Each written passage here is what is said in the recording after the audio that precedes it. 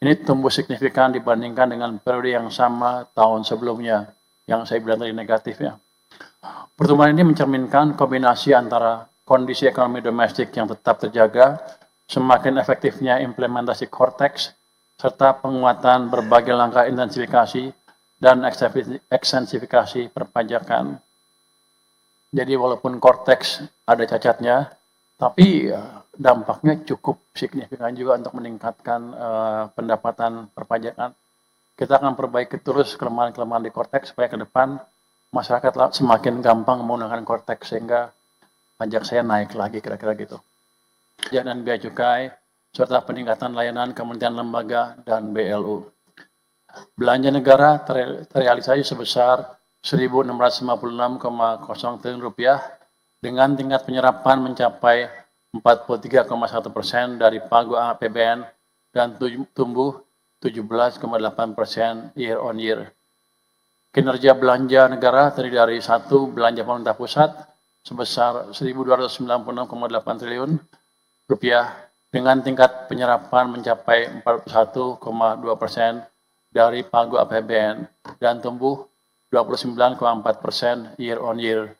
Dan yang kedua, transfer ke daerah sebesar 357,4 triliun rupiah dengan tingkat penyerapan mencapai 51,6% dari pagu APBN. Kalau kita lihat belanja negara tahun lalu dalam periode yang sama hanya tumbuh 38,8, sekarang tumbuhnya 43,1%. Itu merupakan hasil dari upaya kita untuk memastikan belanja negara lebih terjadi merata sepanjang tahun. Kinerja belanja ditujukan untuk mendorong perekonomian lebih tinggi, mendukung agenda pembangunan dan program prioritas nasional. Berdasarkan realisasi pendapatan dan belanja negara tersebut, defisit APBN semester 1 tercatat sebesar 196,5 triliun rupiah dengan presentasi sebesar 0,76% terhadap PDB. Kondisi tersebut mencerminkan bahwa defisit APBN tetap dijaga dalam batas aman dan terkendali. Jadi kalau kita lihat dulu waktu kami publish angka triwulan pertama, keluarnya itu 0,9. Semua pengamat panik dan mereka bilang kalau dikali 4 jadi 3,6. Jadi mereka bilang berarti anggaran tahun ini pasti defisitnya 3,6% lewat dari 3. Kalau kita pakai cara yang sama, sekarang 6 bulan 0,7, berarti kalau setahun kan berapa? 1,52. Harusnya begitu kalau mereka memakai cara yang sama. Tapi saya yakin mereka nggak akan memakai cara yang sama, jadi mereka tidak akan membahas ini. Mereka tetap akan bilang defisitnya anggarannya parah gitu. Tapi ini angka yang terjadi betulan dan ya mungkin sepanjang tahun pun nggak akan seperti itu hitungannya, akan lebih tinggi karena kita ada belanja-belanja yang terakumulasi di triwulan kedua. Tapi kita pastikan bahwa anggaran kita tetap terkendali dan defisit akan di bawah 3%. Ini ada catatan sedikit, terdapat kenaikan pagu TKD sebesar 13,3 triliun dari pagu APBN sebesar 693 triliun, naik jadinya menjadi 706,3 triliun. Ini termasuk tambahan untuk penanganan bencana Sumatera dan tambahan dana otonomi khusus Papua dan dana tambahan infrastruktur otsus. Jadi anggaran ke daerah kita naikkan dengan angka yang cukup signifikan. Next. Pendapatan negara semester 1 tahun 2026.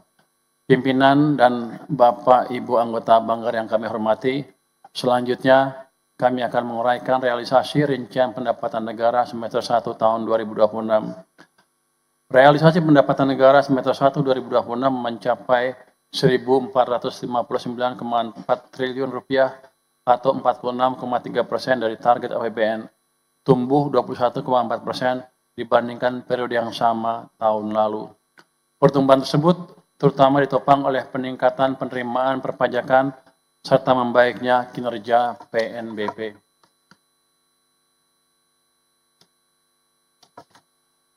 Dari sisi perpajakan, realisasi mencapai 1.819 1.187,8 triliun atau tumbuh 21,4% dari realisasi tahun sebelumnya. Ini 44,1% dari target APBN. Kinerja tersebut dipengaruhi oleh meningkatnya aktivitas ekonomi, pembayaran gaji, THR, perbaikan harga beberapa komoditas, serta berbagai langkah extra effort dan penguatan administrasi perpajakan. Jadi ada juga nih orang pajak disuruh kerja lebih keras, Pak, supaya tax collection-nya meningkat. Mungkin memang belum seideal yang diperkirakan banyak orang, tapi sudah ada peningkatan yang signifikan. Kita akan terus usahakan ke depan akan semakin membaik lagi tanpa menaikkan tax rate. Jadi nggak ada kenaikan tarif pajaknya nggak naik, cuman kita lakukan ekstensifikasi dan kita lakukan disiplin yang lebih ketat di pengumpulan pajak. Sementara itu, realisasi PNBP mencapai 271,0 triliun rupiah atau tumbuh 21,6% dari realisasi tahun sebelumnya. Ini 56,9% dari target APBN. Ini didukung oleh peningkatan volume layanan pemerintah, perbaikan tata kelola, serta masih terjaganya harga beberapa komoditas strategis. Secara keseluruhan, capaian semester 1 menunjukkan bahwa momentum penerimaan negara berada pada jalur yang positif. Hingga semester 1 tahun 2026, penerimaan pajak diperkirakan mencapai 1.035,7 triliun rupiah atau tumbuh 24,6% dari realisasi tahun sebelumnya. Ini adalah 43,9% dari target APBN. Ini tumbuh signifikan dibandingkan dengan periode yang sama tahun sebelumnya, yang saya bilang tadi negatif ya. Pertumbuhan ini mencerminkan kombinasi antara kondisi ekonomi domestik yang tetap terjaga, semakin efektifnya implementasi core tax, serta penguatan berbagai langkah intensifikasi dan ekstensifikasi perpajakan. Jadi walaupun core tax ada cacatnya, tapi dampaknya cukup signifikan juga untuk meningkatkan pendapatan perpajakan. Kita akan perbaiki terus kelemahan-kelemahan di core tax supaya ke depan masyarakat semakin gampang menggunakan core tax sehingga pajak saya naik lagi, kira-kira gitu. Dari sisi jenis pajak, hampir seluruh kelompok penerimaan menunjukkan kinerja positif. PPh badan dan kelompok pajak penghasilan tumbuh kuat sejalan dengan meningkatnya profitabilitas dunia usaha dan penghasilan masyarakat. PPh badan dan depositnya mencapai 196,1 triliun rupiah atau tumbuh 28,6% dari tahun sebelumnya.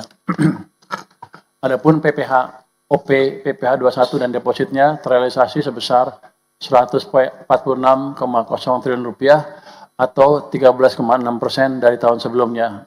Sedangkan PPh final, PPh 22 dan PPh 26 mencapai 159,9 triliun rupiah atau tumbuh sebesar 1,4%. Sementara itu, PPN dan PPNBM juga mencatat pertumbuhan yang tinggi. Ini mencerminkan konsumsi domestik yang tetap resilient. Kinerjanya mencapai 380 triliun atau tumbuh 42,2%. Jadi ini menunjukkan memang betul-betul ada perbaikan di perekonomian.